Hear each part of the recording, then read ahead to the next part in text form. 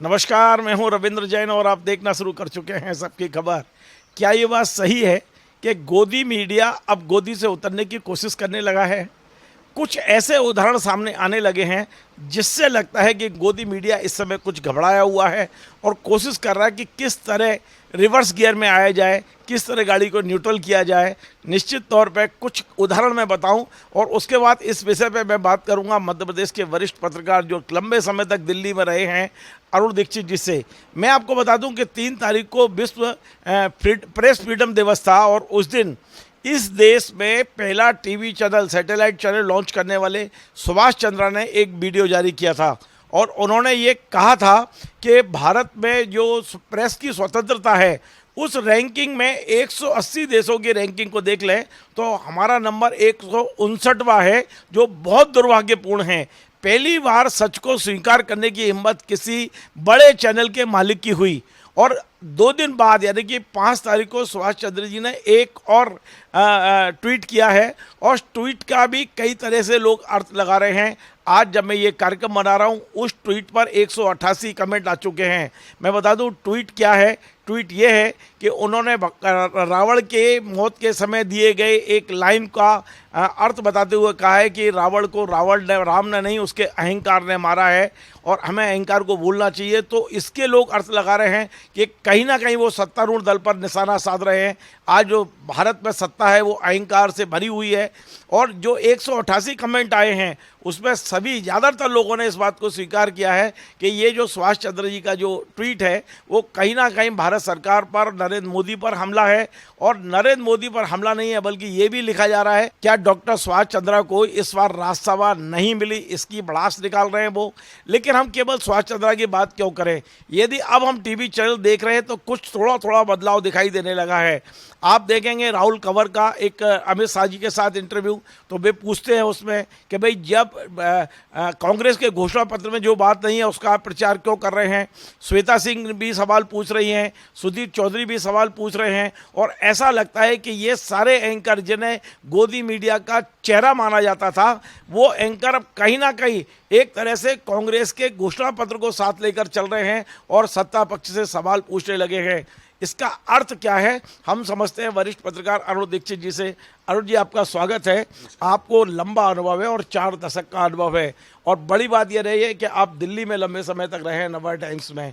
ये जो बदलाव हम देख रहे हैं निश्चित तौर पे बदलाव दिल्ली से शुरू होता है और फिर राज्यों में और नीचे तक आता है।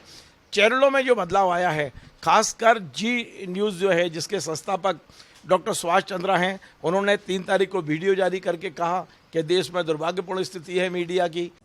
नमस्कार, प्रणाम। मैं डॉक्टर सुभाष चंद्रा आप सबसे आज 3 मई 2024 को आपके सम्मुख उपस्थित हूँ।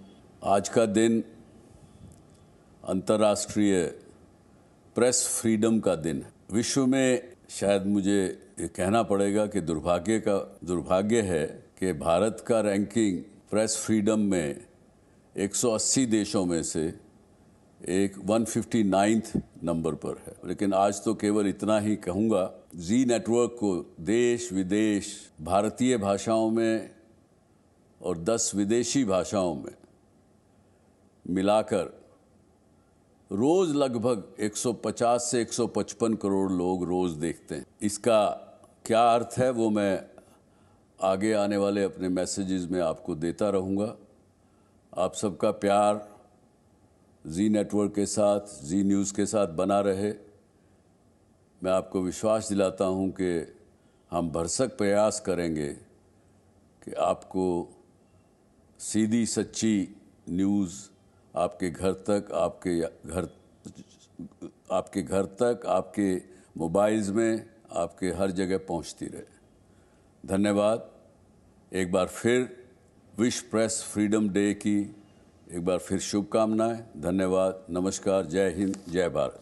5 तारीख को उन्होंने रावण के अहंकार की बात कर दी है और उन्हें यह भरोसा दिला दिया है कि जी न्यूज़ अब केवल खरी खबरें करेगा। एक तरह का ये संदेश देने की कोशिश की है। हम बात करें श्वेता सिंह की, बात करें सुधीर चौधरी की, हम बात करें राहुल कंवर की या श्वेता सिंह की, इनके भी टोन कुछ बदले से नज़र आ रहे हैं। किस रूप में देख रहे हैं इसे? रविंद्र जी, जो कुछ आपने कहा और जो परिस्थितियां हैं, हमको लगता है कि ये अच्छी बात है। अच्छी बात इसलिए है कि कहीं तो शुरुआत होनी है। जो सुभाष चंद्र जी ने लिखा है, जो ट्वीट किया है, जो संदेश अपने लोगों को दिया है, जो उनके चैनल में बदलाव आ रहा है, वो अपने आप में एक बड़ा बदलाव, या कहें तो एक माइलस्टोन साबित होगा, मील का पत्थर साबित होगा। भारत में पिछले 10 साल में जिस तरह से मीडिया गोदी में बैठा, जिस तरह से नीचे गिरा, मेन स्ट्रीम मीडिया जो है जिस तरह उसको खरीदा गया, जिस तरह सरकार के पक्ष में लाने की कोशिश की गई, और मीडिया लगातार, इमरजेंसी में कहा जाता था कि उनको झुकने को कहा गया तो वो लेट गए, लेकिन यहाँ कुछ नहीं कहा गया। यहाँ इशारों में जो बातें हुई उनको देखकर मीडिया इतना एक तरफा हो गया कि अब आम आदमी सड़क पर आप चलें और बात करें तो लोग आप पर सवाल उठाते हैं। सवाल अब यह है कि सुभाष चंद्र जी ने जो शुरुआत की है, इसको हम कैसे देखें? ये एक बहुत बड़ा संकेत है। जो चैनलों में जो बात हुई है उनको आप ऐसे देखिए कि अभी पिछले दिनों गलगोटिया यूनिवर्सिटी में वो छात्रों ने आके दिल्ली में प्रदर्शन किया। वो छात्र जो प्ले कार्ड लेके आए थे, वो ये भी नहीं देख रहे थे कि उन पे क्या लिखा है, उन्होंने उसका अर्थ क्या है, और ये किसने एक्सपोज किया? ये आज तक ने एक्सपोज किया। तो ये जो है, ये शुरुआत है। राहुल कमल, वैसे तो आपको हम सोचते हैं कि हमारा मानना है कि व्यक्ति के नाम न लें, जितने नाम हैं, क्योंकि जो भी हम काम कर रहे हैं, मैंने टाइम्स ऑफ इंडिया में 40 साल नौकरी की है, तो जब हम काम कर रहे हैं तो हम मैनेजमेंट की नीति से चलते हैं, हम अपनी मर्जी से नहीं चलते हैं। अब कोई ना कोई तो बात रही होगी कि ब्लैकमेलिंग में तिहाड़ जेल गए सुधीर, क्या नाम है उनका, हाँ, वो उनको आज तक ने बड़े उस पर लिया, जिस आज तक पे जिसकी स्थापना सुरेंद्र प्रताप सिंह जैसे महान संपादक ने की, वहाँ वो पहुँचे। तो अब अगर भाषा बदल रही है, अब अगर बॉडी लैंग्वेज बदल रही है, अब अगर तरीके बदल रहे हैं, तो इसका मतलब यह है कि या तो सबको एहसास हो रहा है कि 10 साल बहुत, अब इससे आगे नहीं जाने वाला है। और दूसरी बड़ी चीज़ यह है कि आप देखिए देश का माहौल, परिस्थितियां लगातार, आज तो मीडिया ने शुरुआत की है, सुभाष चंद्र ने पहली बार कही है। तो कल एक इंटरव्यू छपा है इंडियन एक्सप्रेस में राजनाथ सिंह का। वो राजनाथ सिंह जो 2 बार बीजेपी के अध्यक्ष रहे हैं, उन राजनाथ सिंह ने कहीं बीजेपी का नाम नहीं लिया। मोदी सरकार, मोदी मोदी मोदी मोदी कर रहे हैं, तो कहाँ गई बीजेपी? बीजेपी के भीतर भी उतना ही असंतोष है जितना बाहर बीजेपी, खासतौर पर नरेंद्र मोदी, जो गर्व के साथ कार्यकर्ता आवाज उठाता था, हम लोगों ने देखा है, स्वयं सेवक या जमीनी कार्यकर्ता की आवाज कुशाभाऊ ठाकरे जो राष्ट्रीय अध्यक्ष रहे, लालकृष्ण आडवाणी, अटल जी, सब लोग सुनते थे।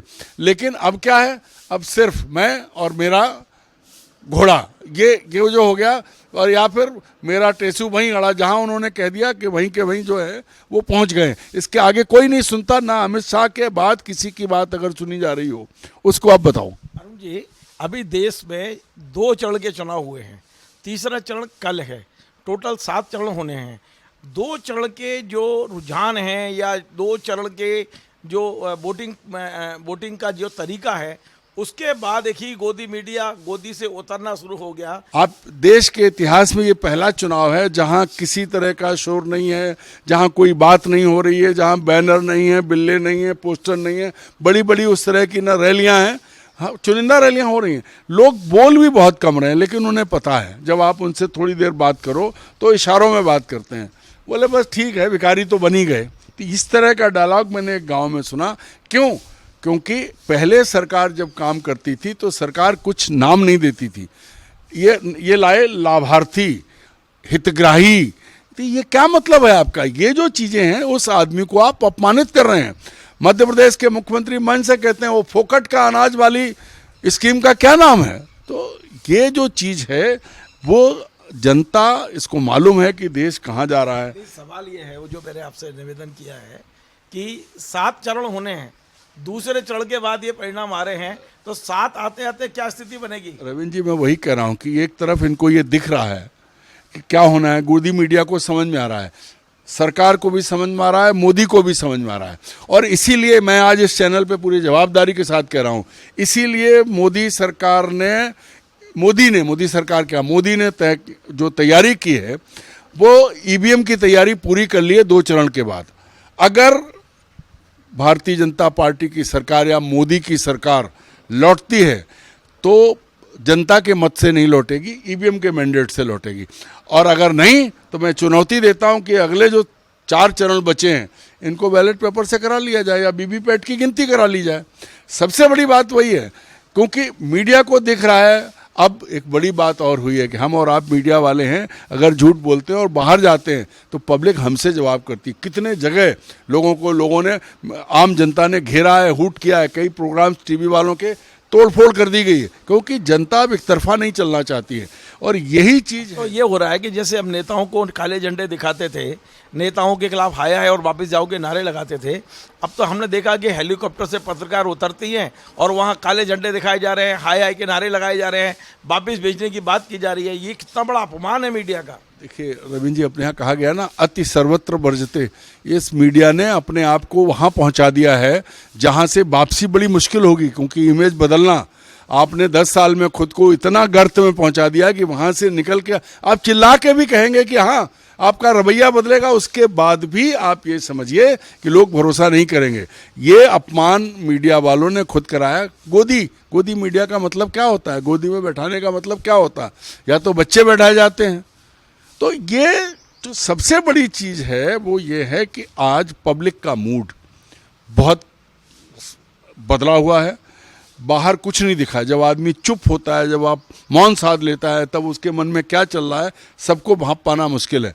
और जो 2 चरण में वोटिंग कम हुई है वो इसी का प्रमाण है। लोगों से हमने बात की, ऐसे नहीं खुल रहे हैं। कहीं चले जाइए, हम तो बहुत घूमे, 1000 किलोमीटर गाड़ी चला ली, कहीं भी ये उत्साह नहीं दिख रहा है कि हाँ चुनाव हो रहा है। ऐसे में जब जनता बदल रही है तब सुभाष चंद्र जी उस जनता का मूड भांप रहे हैं, क्योंकि वो व्यवसायी हैं, वो बहुत अच्छे से जानते हैं। उन्होंने सबसे पहले इस मीडिया को देश में लाए थे और जी का एक ज़माने में नाम होता था। आज अगर उन्होंने शुरुआत की है तो ये बहुत बड़ा संकेत है। और आने वाले दिनों में ये भी संभव है कि ईवीएम का खेल के जरिए सरकार फिर बन जाए। अन्यथा तो जो जनता का मन है, जो जनता का मत है, क्योंकि एक तरफ पूरे अतिवादी हैं जो इस बात के लिए लगे हैं कि एक बार मोदी सरकार आ जाए तो यूसीसी मतलब यूनिवर्सल सिविल कोड और लागू करा लें, उसके बाद देखा जाएगा, फिर हो या ना हो। तो आखिरी जो संविधान बदलने की बात 4-5 भाजपा नेताओं ने कही और जिस पर इशारों में बात हो रही है, तो उसकी तैयारी अब यहाँ देखिए। नरेंद्र मोदी एक तरफ भयभीत दिख रहे हैं, सोनिया गांधी पर व्यक्तिगत हमले कर रहे हैं, उनकी भाषा गलत है, वो गलत तथ्यों पर बात कर रहे हैं, लेकिन वहीं दूसरी तरफ वो ईवीएम की तैयारी कर रहे हैं। उन्हें पता है, एक तरफ ये दिखा रहे हैं कि हाँ हम, ये तो आपके आरोप है, इस पे कोई सबूत तो है नहीं है कि वो कर रहे हैं। नहीं, भाषण सुनिए ना आप। मैं इस प्रेस के अर्थतंत्र पर थोड़ा आपसे समझने की कोशिश कर रहा हूँ। मैंने ये देखा है कि जिस हम आज तक की बात कर रहे हैं, जिस आज तक ने अपने आप को पूरी तरह सत्तारूढ़ पार्टी को सत्ता के सामने समर्पण कर दिया, लेट गए, उस आज तक का यदि हमने पिछले 6-8 महीने पहले के आप वो उठा के देखे थे तो उसमें बताया गया था कि आज तक की जो आय है वो गिर के बहुत न्यूनतम स्तर पे आ गई है। मतलब आय के मामले में आज तक एकदम किनारे पे आ गए, घाटे की स्थिति में। और आपने देखा होगा क्रॉस कटिंग भी होने लगी थी, तमाम बड़े बड़े लोगों को तनख्वाहें काटी जा रही थी, इस तरह की खबरें आ रही थी। तो सत्ता पक्ष में के गोद में बैठने के बाद भी यदि आपका आर्थिक कमर आपकी तोड़ी जा रही हो या टूट रही हो, ऐसे में कहीं ना कहीं बदलाव आपको नहीं लगता कि कहीं ये भी एक बड़ा कारण हो सकता है? देखिए, कोई भी समाचार, चाहे वो न्यूज़पेपर हो और चाहे वो चैनल हो, वो सपोर्ट कहाँ से मिलता है? उनको इंडस्ट्री से सपोर्ट मिलता है, उन्हें विज्ञापन मिलते हैं, जनता से मिलता है, जनता से जुड़े हुए ब्रांड्स का रहता है। और ये तब तक रहता है जब दर्शक आपको देख रहा है, दर्शक आपके साथ है। ये कीमत तभी तक है जब आपके व्यूअर ज़्यादा हैं तो लोग तत्काल दौड़ के आते हैं लाइन लगा के। मैंने टाइम्स ऑफ इंडिया में काम किया है। एक ज़माना था कि टाइम्स ऑफ इंडिया में बुकिंग के लिए टाइम लेना पड़ता था अखबार विज्ञापन देने के लिए, और वही टाइम्स ऑफ इंडिया आज वो भी उसी स्थिति में आया। जब आप जनता की नज़र से गिरे, जनता ने आपको देखना पढ़ना बंद कर दिया, तो स्वाभाविक है उद्योग जगत आपका साथ नहीं देगा। जब आपकी व्यूअरशिप नहीं है, जब आपका रीडरशिप नहीं है, तो कौन देखेगा? और यही हुआ। आप करा लो सरकार से, सरकार पूरा तो पैसा नहीं देने वाली है, सरकार पूरा खर्चा नहीं उठाने वाली है। सरकार की गोदी में बैठने के बाद जनता की नज़र से उतरे तो स्वाभाविक रूप से सभी का जो रेवेन्यू है सबका कम हुआ है। और यही चीज़ डरा रही है, क्योंकि सरकार पालती नहीं, सरकार पालती फिर दूरदर्शन बहुत है उसके लिए। अरुण जी, इसी से जुड़ा हुआ एक और महत्वपूर्ण सवाल है। हमने देखा कि कुछ चैनलों ने बड़ी चालाकी की, बड़े चैनलों ने चालाकी ये की कि अपना जो मुख्य चैनल है उस पर तो उन्होंने सत्ता की स्तुतिगान शुरू कर दिया, लेकिन उन्होंने डिजिटल प्लेटफॉर्म बनाए अपने, उन्होंने स्टेट के डिजिटल प्लेटफॉर्म बनाए, उन्होंने लंदन टॉप बनाया, और इन पर आप देखेंगे तो सरकार के खिलाफ खुल के उन्होंने किया है, बल्लेबाजी चल रही है। आप देखेंगे उठा के, आपको आज तक पे वो खबरें नहीं मिलेंगी जो आपको लंदन टॉप पे मिलेंगी या आपके जो डिजिटल प्लेटफॉर्म है वहाँ मिलेंगी। तो ये जो दोहरा खेल कैसे, एक ही कंपनी के दो चैनल, एक चैनल पे आप सरकार की स्तुति कर रहे हैं, दूसरे पे आप सरकार का बाजा बजा रहे हैं, राज्य सरकारों के खिलाफ आपकी पूरी खबरें चल रही हैं, तो ये दोहरा नीति कैसे बनाते हैं ये लोग? देखिए, व्यवसायी हमेशा दो नीतियों पे काम करते हैं, लेकिन आप ये समझिए कि इनका चेहरा क्या है, इनका ब्रांड क्या है। लल्लन टॉप और वो दूसरे जो मीडिया डिजिटल प्लेटफॉर्म पे कहीं कोई नाम उतना नहीं है जितना नाम जो मेन स्ट्रीम मीडिया है उसी का है। सारी चीज़ें उसी पर हैं। जब वहाँ आप गोद में बैठे हुए, बाकी जगह क्या फर्क पड़ रहा है? क्यों आज भी भारत में लेकिन आप विश्वास करें, जी इनके मेन जो चैनल है उससे ज्यादा दर्शक तो आप ये इस पर डिजिटल प्लेटफॉर्म पे आ गए हैं। उसी दर्शक ने, उसी व्यूअर ने इन्हें विवश किया है, क्योंकि जब मेन स्ट्रीम छोड़ दिया और उस पर आए जहां आप सच बोल रहे थे, थोड़ा ही बोल रहे थे, जहां आप सच बोल रहे थे वहां लोग ज़्यादा जुड़े। आज आपने शुरू किया है चैनल, थोड़े दिन में लोग आपसे क्यों जुड़े हैं? बड़े बड़े चैनल उठा लीजिए जो कि इसका यूट्यूब चैनल को कितना सपोर्ट मिल रहा है दर्शकों का, क्योंकि दर्शक वहीं पहुंच रहा है जहां वो ये देख रहा है कि जो हम सुन रहे हैं, जो हम देख रहे हैं वो सच है। और इन्होंने जिसको कहते हैं दोहरी नीति अपनाने की कोशिश की, पर उस पर अर्थ नहीं है। उन प्लेटफॉर्म पे उतना विज्ञापन नहीं है, उतनी आमदनी नहीं है, आमदनी तो यहीं से हो रही है, तो उनके जरिए वो बदलने की कोशिश कर रहे हैं। आखिरी सवाल है मेरा, सवाल ये है कि हमने जितनी भी बात की है वो टीवी चैनल और उनके डिजिटल प्लेटफॉर्म की है। हमने ये देखा है कि कुछ अखबार बाकी आज भी तटस्थ होकर चल रहे हैं, लेकिन बहुत बड़ी संख्या में अखबार ऐसे हैं जो आज भी लेटे हुए हैं। आपको लगता है प्रिंट में भी ये बदलाव दिखेगा कुछ दिन बाद? देखिए, प्रिंट तो बर्बाद हो चुका है, और ज़्यादातर प्रिंट जिनके अखबार हैं उन्होंने अखबार को ही डिजिटल कर दिया है, और वो उतना ही जितना अब मतलब अखबारों की आज स्थिति है कि वो आपको वीडियो भी दिखाते हैं, वो आपको अपना चैनल भी बता रहे हैं, सारी चीज़ें कर रहे हैं, तो पैरेलल चल रहा है। सबसे पहले अखबारों को तो, चूँकि कम पढ़ा लिखा आदमी भी, अब मान लीजिए हर आदमी टीवी के सामने नहीं बैठता तो अखबार में ही देखता था, सबसे ज़्यादा नफरत तो अखबारों के प्रति हुई है, क्योंकि जो वो देख रहा है। नफरत की जगह गुस्सा भी कह सकते हैं। नहीं, गुस्सा और नफरत का जो चरम है वो तो कुछ और है, उसका मैंने शब्द का इस्तेमाल नहीं किया है, लेकिन सच में नफरत है। क्योंकि अगर आप सच नहीं दिखाएंगे, हमारे दरवाजे के सामने 3 फीट का गड्ढा है और आप इसे एयरपोर्ट जैसा बताएंगे तो कैसे चलेगा? लोग जो देख रहे हैं, और यही वजह है, आप और हम बिना नाम लिए कहूँगा कि बदले हैं, अखबारों ने अपना रवैया बदला है और वो तटस्थता पे आए हैं, पक्षपात उन्होंने कम किया है। अभी भी सच नहीं बोल रहे हैं, सच से थोड़ा दूर हैं, लेकिन न्यूट्रल हो रहे हैं वो। अगर वो सच टीवी चैनलों की तरह वो भी बदलेंगे, आपको लग रहा है? बिना बदले गुजारा नहीं है, जनता फेंक देगी, जनता नकार देगी। जैसे जनता ने सरकारों को नकारा, कांग्रेस को नकारा था 77 में, फिर ले आई थी 2.5 साल में जनता के प्रयोग के बाद, जनता पार्टी के, और अभी 2014 में जो बदलाव आया है, उस बदलाव को लेकर एक तरफा जो चीज़ें हुई हैं वो भारत की जनता नहीं पसंद करती। भारत की जनता झूठ नहीं चाहती, और वो भी देश के शीर्ष पर बैठा आदमी अगर झूठ बोल रहा है, डंके की चोट पे बोल रहा है, समाज में भेद कर रहा है, हिंदू मुसलमान कर रहा है, जो अनैतिक है, तो फिर क्या होगा? जनता को भी पता है, क्योंकि हम और आप रहते तो समाज में ही हैं। हमारे साथ हमारा चाहे सब वर्ग, हिंदू मुस्लिम सिख ईसाई, सबके साथ जो रवैया आम जनता का है, लेकिन सरकार का कुछ और है। जिस तरह की बात की जा रही है उससे जनता, हिंदुस्तान की जनता नहीं चाहती कि देश का एक और विभाजन हो, ये सबसे गंभीर बात है। इसीलिए जब जनता का मूड बदल रहा है तब इनको समझ में आ रहा है, और एक तरफ वो लगातार नीचे गिरने की कोशिश कर रहे हैं, दूसरी तरफ मीडिया सीधा खड़ा होने की कोशिश कर रहा है, ताकि कल जनता उस पर हमला ना करे। बहुत बहुत धन्यवाद। तो आपने अरुण दीक्षित जी, वरिष्ठ पत्रकार, आज उन्होंने बड़ी खरी खरी बातें की है। मैं आपको बता दूं, हमारा बड़ा महत्वपूर्ण विषय है और ये पहली बार नहीं, हम इस पर लगातार डिबेट करेंगे, आगे भी चर्चा करेंगे, अन्य पत्रकारों से भी बात करेंगे कि जिस तरह गोदी मीडिया अब गोदी से उतरने की शुरुआत कर चुका है, कहीं ना कहीं उसका मन बना लिया है, कहीं ना कहीं रीढ़ की हड्डी उसकी फिर मजबूत होने लगी है, कहीं ना कहीं वो खड़े होने की कोशिश कर रहा है और इसके लिए कोई एहसान नहीं कर रहा है।